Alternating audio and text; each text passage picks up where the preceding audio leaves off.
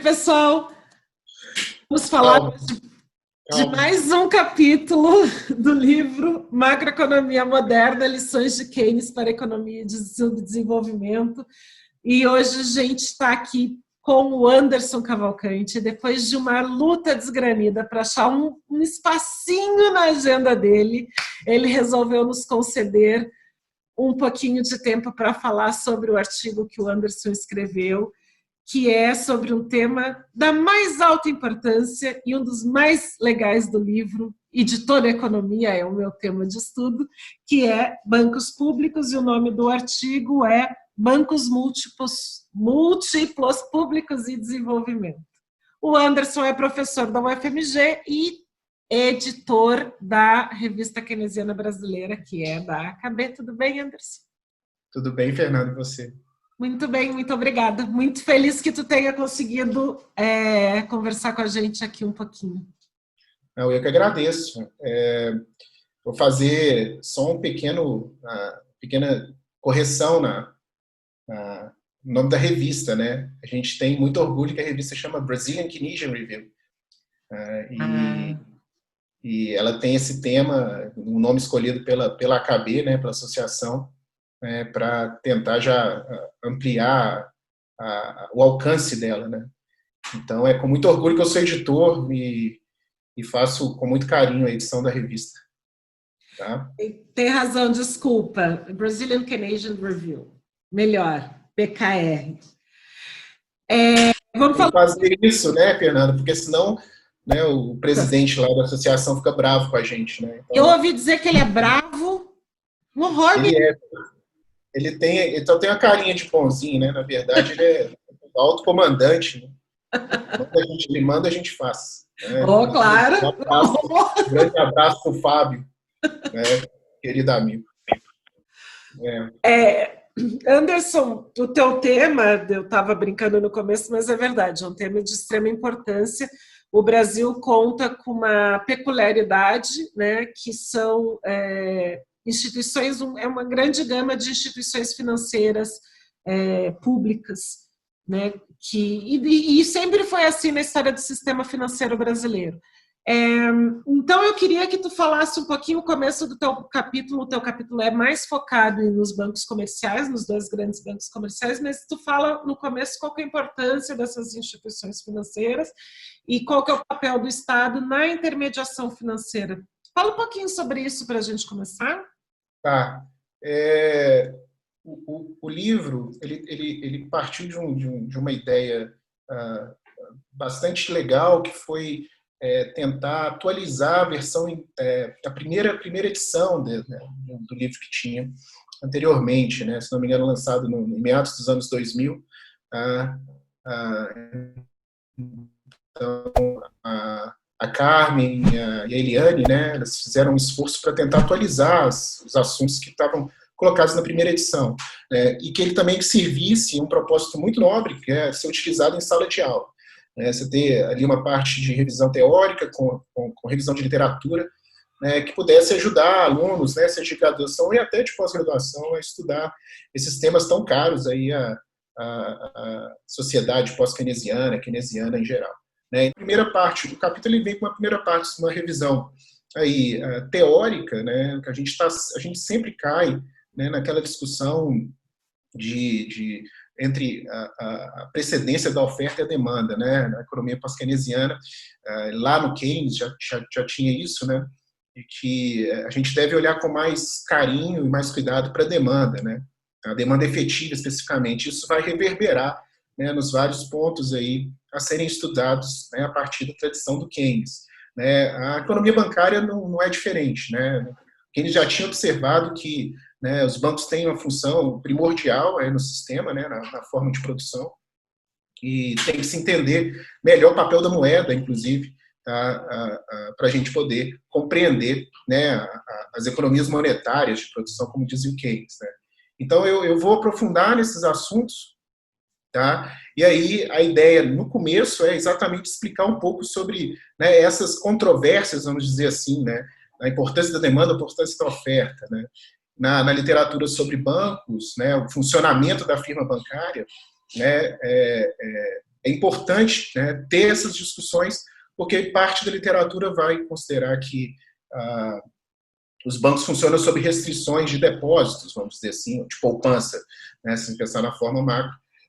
Então, toda atuação bancária ela vai estar restrita a um funding que ele faz, ali, a quantidade de recursos que ele tem disponíveis para alocar. O banco é um alocador e aí ele tem eficiência nessa alocação a partir dos recursos que ele já tem. Na economia pós-keynesiana é o contrário, né? A gente está ali seguindo essa tradição, então a ideia é que o banco ele não deixa de fazer isso, logicamente ele ainda tem algum tipo de restrição. E aí eu vou te dizer que, inclusive, nesse ponto eu sou menos radical que uma turma aí, tá? Que vai considerar que, né, a gente tem dois lados nessa discussão e que a gente tem que ou estar de um lado ou estar do outro, né? O banco ele atua no ajuste a posteriori ou ele faz isso a priori. Eu acho que o banco ele está fazendo isso o tempo todo, não querendo desmerecer nenhuma das tradições, mas eu acho que na hora que a gente vai entender o funcionamento específico do banco, né, no dia a dia, né, eu acho que não tem nenhum tipo de restrição a priori. O banco ele vai fazer isso depois. Mas não significa que a restrição no sentido assim, eu só posso emprestar um volume X de crédito se eu tiver um volume de depósitos aqui, que esses depósitos tenham uma maturidade que me permita fazer, né, a expandir meu ativo, né, expandir o crédito, expandir serviços financeiros relativos, né, específicos aí de cada banco. Eu acho que não, eu acho que o banco ele toma essa decisão e depois ele vai ajustar esse balanço, mesmo porque o sistema de multiplicação de renda, né, o fator de multiplicação de renda, você faz o empréstimo gera renda, essa renda vai gerar depósitos, e aí o banco tem que ser capaz de fazer essa captação a posteriori para fazer. Mas o que eu digo é que o banco, ele, de uma forma ou de outra, ele já tem uma expectativa específica no que vai poder ser gerado, quanto que ele vai poder captar. Então ele olha para o passado, e isso aí não estou mudando em nada as concepções, né?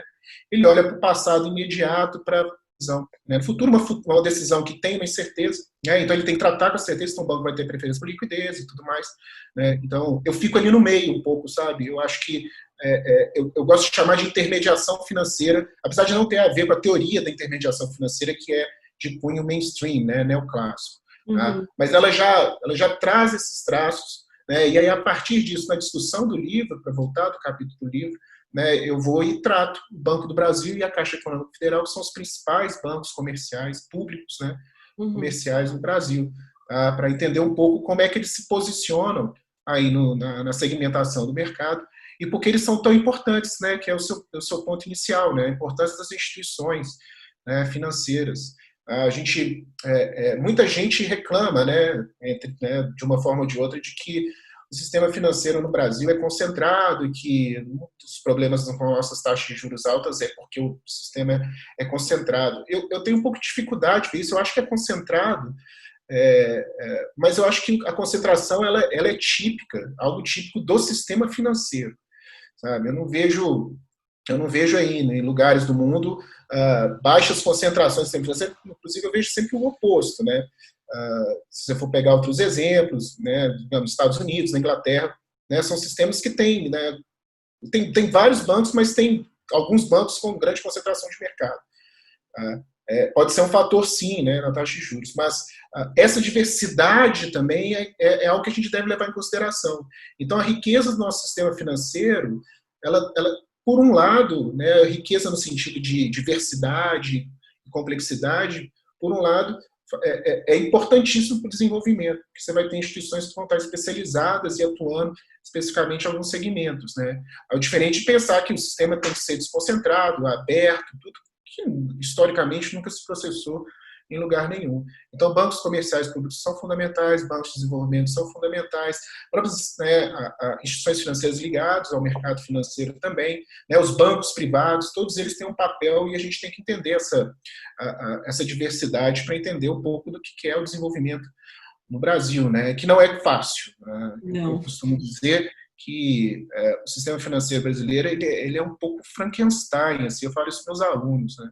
A gente tem um braço de um tipo, a perna de outro, o corpo é diferente, né? O contexto também tem efeitos, e aí a gente vai ter múltiplos efeitos sobre crescimento, sobre, né, da atividade bancária sobre crescimento.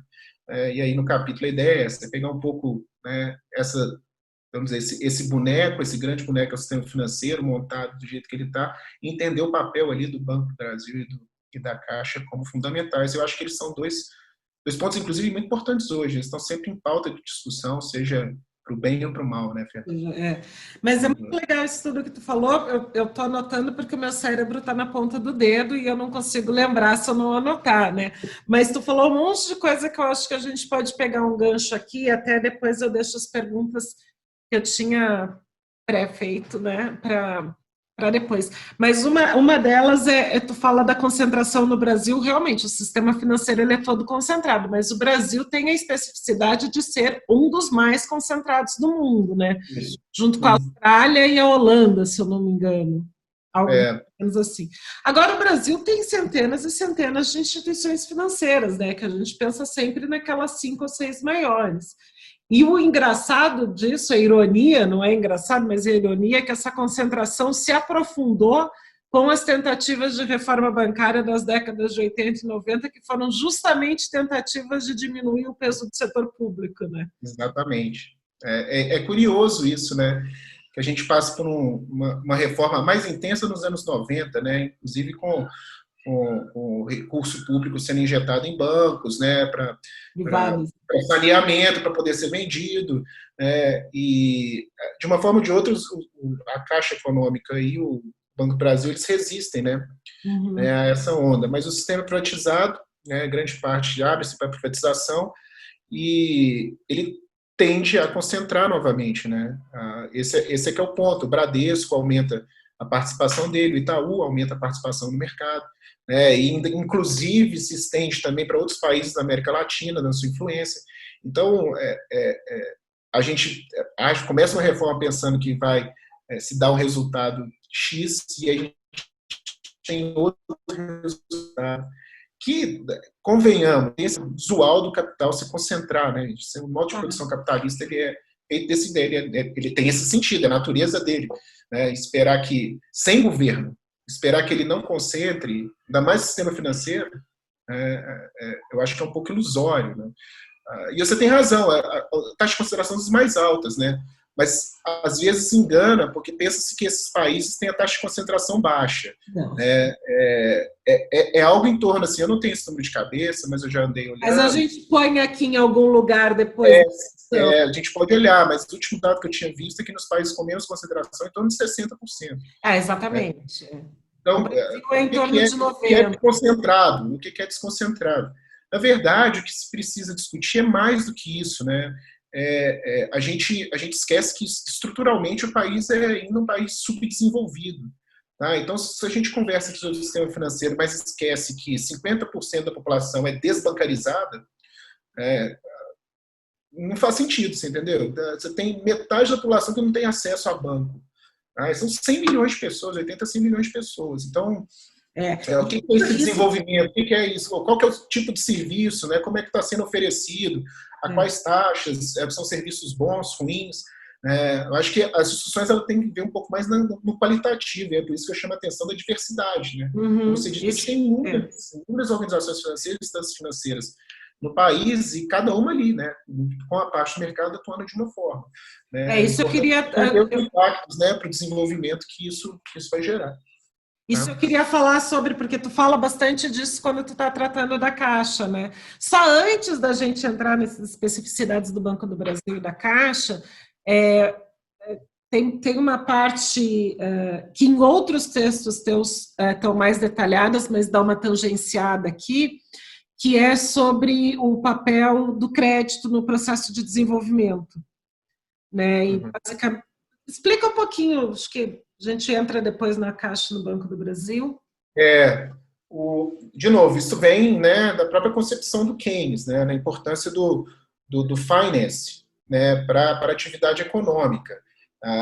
Como a gente não tem a ideia de que a necessidade de poupança prévia para investimento, o sistema financeiro ele é fundamental porque ele vai exatamente oferecer o recurso, né, vamos chamar assim, de antemão para o empreendimento, para o empreendimento investir. Né, assim, de forma superficial, essa que é a ideia. Então, é necessário um sistema financeiro robusto, consistente, que, né, ofereça esse crédito, né, e que gere atividade, gere investimento com incerteza, né? Então, o sistema financeiro também tem esse papel de redutor de incerteza, né, de uma forma ou de outra, para o investimento, né, e o investimento é capaz de, né, ampliar a capacidade produtiva, produzir renda, né, e consigo mesmo criar os depósitos que vão ser utilizados aí pelo próprio sistema para equilíbrio das contas. Então, pensar o crédito, ele é fundamental, e não é só pelo Keynes, né? O crédito, ele é fundamental para a atividade de inovação, por exemplo. Então, a gente também eu tenho invariavelmente estudado um pouco sobre, né, a inovação e o financiamento à inovação, que é fundamental. A inovação, ela depende de vários fatores, né? Um sistema nacional de inovação para que ela floresça, que não é só o governo, por exemplo, dando suporte, não são só as firmas e, né, a capacidade de inovação, muito bem o sistema educacional, a pesquisa, o desenvolvimento que vem dali, mas também o sistema financeiro. Você precisa de alguém para bancar, né? E a inovação, no seu puro senso, aquela que traz mais incerteza, talvez a que tenha mais retorno, ela é de difícil monta, né? Porque quem é que vai investir em algo que não sabe o que vai acontecer? Se acontecer, ótimo. Se não acontecer, quem fica com prejuízo? E aí entra o governo. E aí, por que não a junção entre o sistema financeiro, o financiador e o governo? Seria papel fundamental para a inovação e para a atividade econômica, o crédito para a inovação, por exemplo. Então, está aí um dos papéis de bancos públicos, né? Que, como o sistema privado não vai querer correr o risco, eventualmente, nessas atividades, né, do crédito sendo fundamental, então você precisa de outro agente aí para oferecer, né, esse recurso. E não adianta pensar, às vezes, não, o banco atrapalha, né, faz o tal do crowding out, né, o banco público atrapalha. Se não tem ele, não tem ninguém. A inovação no Brasil é assim, né? Quem estuda inovação, claramente, né, o recurso vem da esfera pública, inclusive de bancos públicos também. Tá? Então, está aí o braço, né, do ecossistema financeiro, que é fundamental para a gente entender, né, crescimento de renda e é claro, aí, né, desenvolvimento, né, nesse sentido também. Mais amplo. E aí tu mencionou também uma coisa que eu achei bem legal, que eu vou inclusive roubar esse termo, que o sistema... Pode roubar, não tem problema não. Eu roubo citando, que é o Frankenstein do sistema financeiro. E isso é muito legal, porque, de fato, as instituições financeiras, cada uma tem uma função. O Banco de Desenvolvimento, ele tem uma função específica, que é financiar a mudança estrutural da economia, bom, enfim, depende do que, né?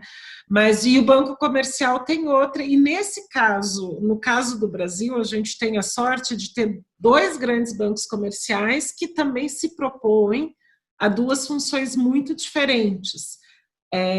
Fala um pouquinho, então, vamos começar pelo Banco do Brasil? Eu acho que é os dois juntos. Eu acho que é exatamente esse ponto. A ideia do Frankenstein é menos pelo monstro e mais pelas partes ali que compõem a estrutura do sistema e que às vezes não estão tão integradas, né? O monstro até funciona, até anda, mas ele daquele jeito, né? O sistema financeiro é um pouco isso, né? Se a gente for juntar aí a literatura.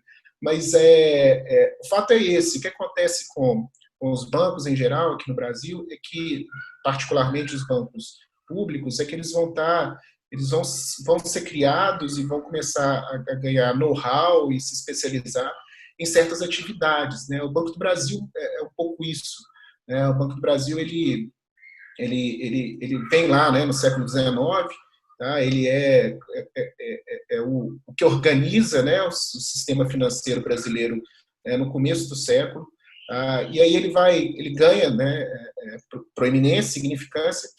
E vai evoluindo esse papel do Banco do Brasil. No século XX muda, né? Depois com a criação do Banco Central e tudo mais. Mas fica no Banco do Brasil o resquício da própria evolução da atividade econômica no Brasil, né? Que é lá, né, o ciclo do café, né, a parte agrícola, que é muito importante para o nosso, né, desenvolvimento ao longo da história. Então, nesse ponto, o Banco do Brasil ele passa a financiar essas atividades, né?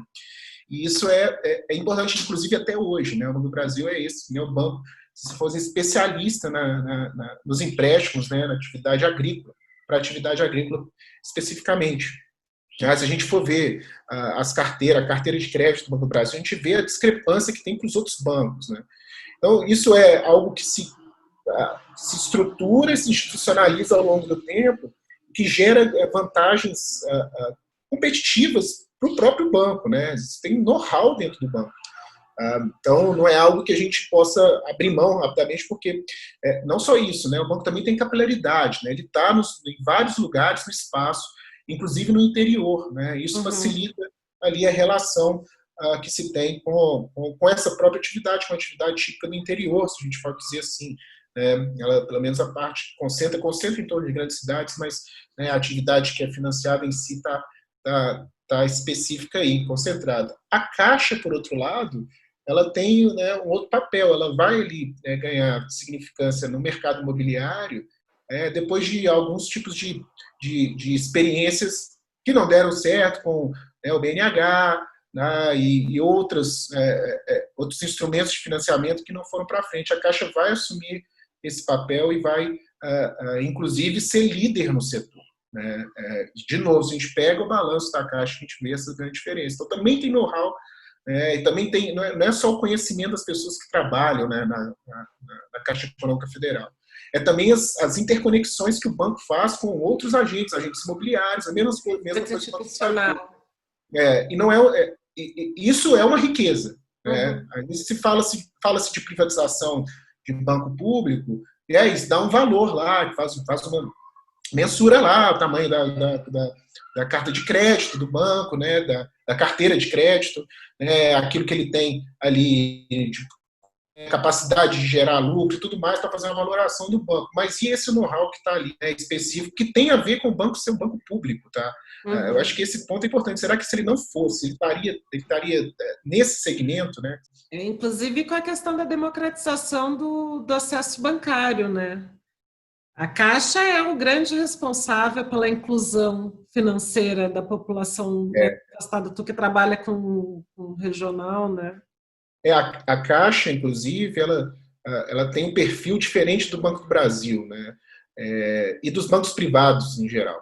A Caixa, a grande parte dos clientes da Caixa são de baixa renda. Tá? Então, as noções de tratamento do banco são diferenciadas nesse sentido, né? Porque ele trata aí com a população mais carente. Tá? É diferente do tratamento que um banco privado dá, né, aos seus clientes. Então, isso também é know-how. Tá? Quem trabalha na Caixa entende como a Caixa funciona e sabe que ela está tratando um público específico.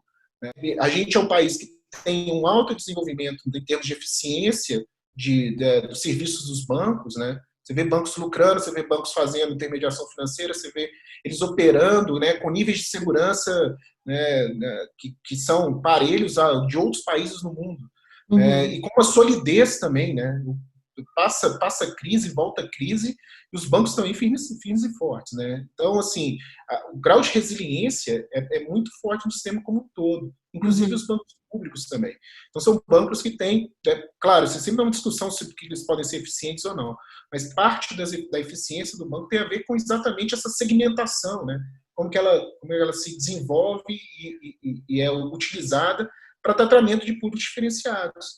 Então, a Caixa, ela tem capilaridade, né? Então, assim, você tem a Caixa também espalhada como o Banco do Brasil em vários municípios brasileiros, né? Se eu não me engano, o Bradesco também tem. Faz uma propaganda lá que fala que ele está, apesar do que eles misturam um pouco o que é correspondente bancário, o que não é, o que é uma agência, né? E isso é fundamentalmente diferente uma agência do correspondente bancário. Mas também mas por que não espalha, né? Tem um artigo que eu escrevi recentemente que vai discutir um pouco. Você fez um grande favor de comentários e ler, né, o artigo, né? Inclusive eu agradeço aqui publicamente, que vai falar um pouco isso, né? A expansão das agências bancárias. Vai ocorrer uma grande expansão de agência nos anos 2000 no Brasil. Né? Lugares que não tinham agências passam a ter agência bancária, a agência que carrega um custo. Mas ela chega ali, mas por que não chega na população? Né?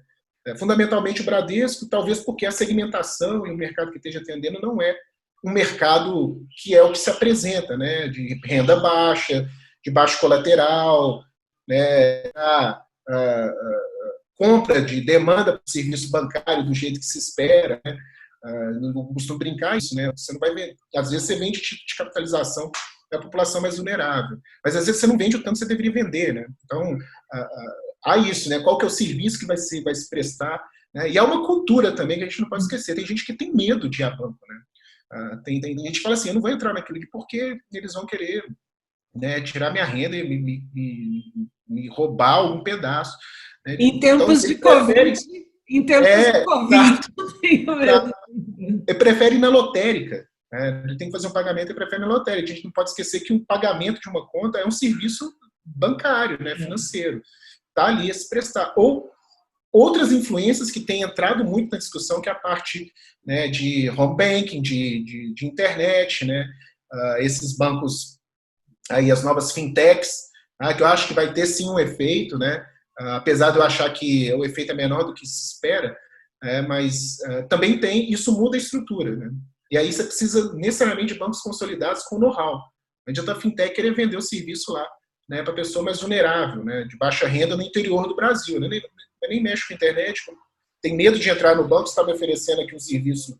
Como é que eu faço para romper essa barreira? Então tem muita. Eu acho que a riqueza um pouco é essa, que não passa no capítulo lá, né, do Estudo do Sistema Financeiro Brasileiro, porque a gente consegue, e aí se a gente espacializa, a gente não está falando de economia regional, mas a gente espacializa, a gente consegue ver essa riqueza muito mais, né, como que é diferente nos grandes centros, como é diferente nas cidades médias e pequenas, né, e como se expandiu, e como o sistema tem se expandido, né, para o interior do Brasil. Agora, como essa expansão está aí? É o setor público se expandindo, é privado, em que tipo de expansão, gera qualidade? Em geral, vou falar para vocês, gera desigualdade, gera uma atitude predatória dos bancos. Né? Eles querem clientes e com, né, problemas enormes, né, a gente sabe, Bolsa Família teve problemas assim, né, com a própria Caixa, tá, e o sistema privado também. Então, isso, né, a gente tem que analisar toda essa estrutura, todo esse Frankenstein, né, de uma forma mais pormenorizada, que eu acho que é uma das A coisas que eu Caixa faço, tem e uma. incentivo todo mundo a fazer, que eu acho que é um assunto bem legal. É que deu uma cortada agora. Chama todo mundo, eu acho, todo mundo tem que estudar isso, Acho porque. que todo mundo tem que estudar, Eu acho que tá aí, eu acho que uma das partes interessantes da economia que advém do Estudado, Keynes e dos seus ramos, a pós-keynesiana, é um pouco isso, né? É a gente tratar o sistema financeiro de uma forma com um olhar diferente, menos passivo, né? A gente usa muito essa palavra, né? Menos passivo e mais ativo, né? Então a gente tem que entender as intenções, o que significa as intenções de dominação de mercado, de segmentação de mercado, de poder e de financiarização, que é um dos assuntos no FIND também, né? Então tudo está envolvido de uma forma ou de outra, né, nessas discussões. Até porque o setor creditício acaba direcionando o crescimento econômico, né? Não tem como não. E eu acho que é importante salientar, tu fala isso bastante não, tu menciona no teu capítulo, que são instituições que são muito, tu disse agora, são muito sólidas, mas elas têm as taxas de retorno e as comparações de rentabilidade são muito próximas às dos bancos privados, né? Então, são instituições que não dão prejuízo para o Estado. E de jeito nenhum. Bem pelo contrário, inclusive, né? E pensando isso, vamos fugir um pouquinho do que está no capítulo e atualizar porque a gente tem vivido nos últimos anos.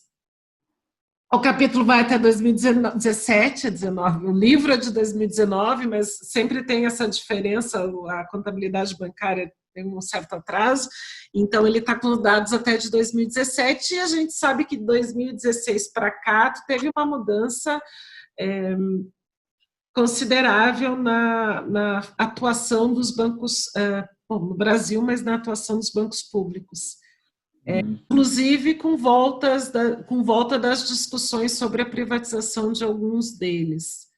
E tu andou falando sobre isso, tu andou escrevendo sobre isso também, né? Uhum. A gente estava conversando aqui antes, né, Fernando?